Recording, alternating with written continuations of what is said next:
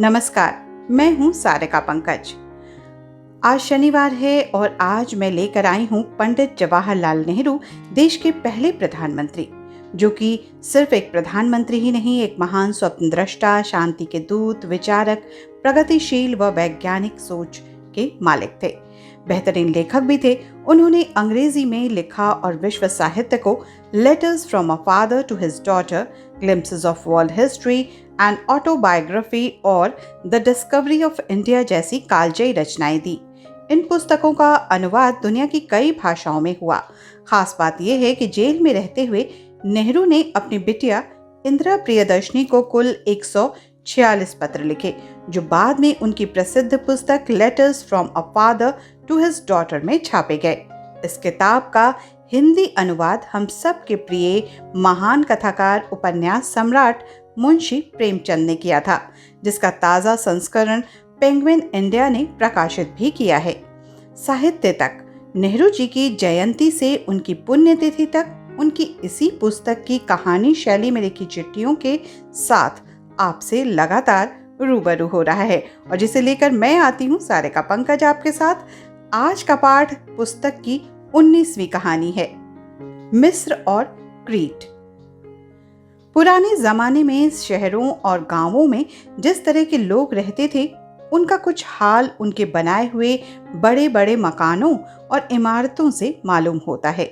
कुछ हाल उन पत्थर की तख्तियों की लिखावट से भी मालूम होता है जो वे छोड़ गए हैं। इसके अलावा कुछ बहुत पुरानी किताबें भी हैं, जिनसे उन पुराने जमाने का बहुत कुछ हाल मालूम हो जाता है। मिस्र में अब भी बड़े बड़े मीनार और स्फिंक्स मौजूद हैं। लक्सर और दूसरी जगहों में बहुत बड़े मंदिरों के खंडहर भी नजर आते हैं। तुमने इन्हें देखा नहीं है, लेकिन जिस वक्त हम स्वेज नहर से गुजर रहे थे, वे हमसे बहुत दूर नहीं थे। लेकिन तुमने उनकी तस्वीरें जरूर देखी हैं। शायद तुम्हारे पास उन तस्वीरों के पोस्टकार्ड भी मौजूद हों। स्फिंक्स औरत के सिर वाली शेर की मूर्ति को कहते हैं। इसका दिल डॉल बहुत बड़ा है। किसी को ये नहीं मालूम कि ये मूर्ति क्यों बनाई गई और उसका क्या मतलब होता है। उस औरत के चेहरे पर एक अजीब मुरझाई हुई मुस्कुराहट है और किसी की समझ में ही नहीं आता कि वो क्यों मुस्कुरा रही है। किसी आदमी के बारे में ये कहना कि वो स्फिंक्स की तरह है, इसका मतलब ये है कि तुम उसे बिल्कुल नहीं समझते। मीनार भी बहुत लंबे चौड़े हैं। दरअसल वे मिस्र के पुराने बादशाहों के मकबरे हैं, जिन्हें फिरौन कहते हैं। तुम्हें याद है, तुमने लंदन के अजायब घर में मिस्र की मम्मी देखी थी। मम्मी किसी आदमी या जानवर की लाश को कहते हैं, जिसमें कुछ ऐसे तेल और मसाले लगा दिए गए हों कि वो सड़ न सके। फिरौन की लाशों की मम्मी बना दी जाती थी और तब उन बड़े बड़े मीनारों में रख दी जाती थी। लाशों के पास सोने और चांदी के गहने और सजावट की चीजें और खाना रख दिया जाता था, क्योंकि लोगों का ख्याल ऐसा था कि शायद मरने के बाद भी उन्हें इन चीजों की जरूरत पड़ती हो। 2-3 साल हुए, कुछ लोगों ने इनमें से एक मीनार के अंदर एक फिरौन की लाश पाई, जिसका नाम तूतनखामेन था। उसके पास बहुत सी खूबसूरत और कीमती चीजें रखी हुई मिली। उस जमाने में मिस्र में खेती को सींचने के लिए अच्छी अच्छी नहरें और झील बनाई जाती थी। मेड्यूडू नाम की झील खास तौर पर मशहूर थी। इससे मालूम होता है कि पुराने जमाने के मिस्र के रहने वाले कितने होशियार थे और उन्होंने कितनी तरक्की की थी। इन नहरों और झीलों और बड़े बड़े मीनारों को किसी अच्छे इंजीनियरों ने ही तो बनाया होगा। केंडिया या क्रीट एक ऐसा छोटा सा टापू है जो भूमध्य सागर में है। सईद बंदरगाह से वेनिस जाते वक्त हम उस टापू के पास से होकर निकले थे। उस छोटे से टापू में उस पुराने जमाने में बहुत अच्छी सभ्यता पाई जाती थी। नोसोज में एक बहुत बड़ा महल था और उसके खंडहर अब तक मौजूद हैं। इस महल में गुसलखाने थे और पानी की नलें भी थीं, जिन्हें नादान लोग नए जमाने में निकली हुई चीज समझते हैं।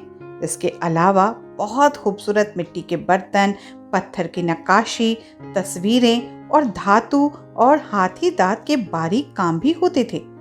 इस छोटे से टापू में लोग शांति के साथ रहते थे और उन्होंने खूब तरक्की की थी। तुमने मिदास बादशाह का हाल तो पढ़ा होगा, जिसकी निस्बत मशहूर है कि जिस चीज को वो छू लेता था वो सोना हो जाती थी। वो खाना न खा सकता था क्योंकि खाना सोना हो जाता और सोना तो खाने की चीज है ही नहीं। उसके लालच की उसे ये सजा दी गई थी।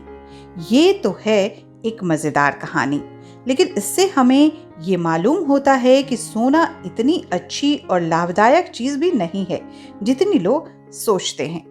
क्रीट के सब राजा मिदास कहलाते थे और ये कहानी उन्हीं में से किसी एक राजा की रही होगी। क्रीट की एक और कथा है जो शायद तुमने सुनी हो। वहां मेनोटार नाम का एक देव था जो आधा आदमी और आधा बैल था। कहा जाता है कि जवान आदमी और लड़कियां उसे खाने को दी जाती थीं। मैं तुमसे पहले भी कह चुका हूं कि मजहब का ख्याल शुरू में किसी अनजानी चीज के डर से पैदा हुआ होगा। लोगों को प्रकृति का कुछ ज्ञान नहीं था, न उन बातों को समझते थे जो दुनिया में बराबर होती रहती थी। इसलिए डर के मारे वे बहुत सी बेवकूफ़ी की बातें किया करते थे। ये बहुत मुमकिन है कि लड़के और लड़कियों का ये बलिदान किसी देव को न किया जाता हो, बल्कि वो महज ख्याली देव हों, क्योंकि मैं समझता हूँ ऐसा देव कभी हुआ ही नहीं। उस पुराने जमाने में सारे संसार में मर्दों औरतों का फर्जी देवताओं के लिए बलिदान किया जाता था। यही उनकी पूजा का ढंग भी था। मिस्र में लड़कियां नील नदी में डाल दी जाती थीं। लोगों का ख्याल था कि इससे पिता नील खुश हो रहेंगे।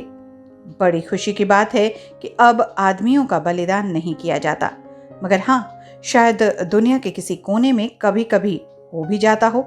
लेकिन अब भी ईश्वर को खुश करने के लिए जानवरों का बलिदान किया जाता है। किसी की पूजा करने का यह कितना अनोखा ढंग है ना?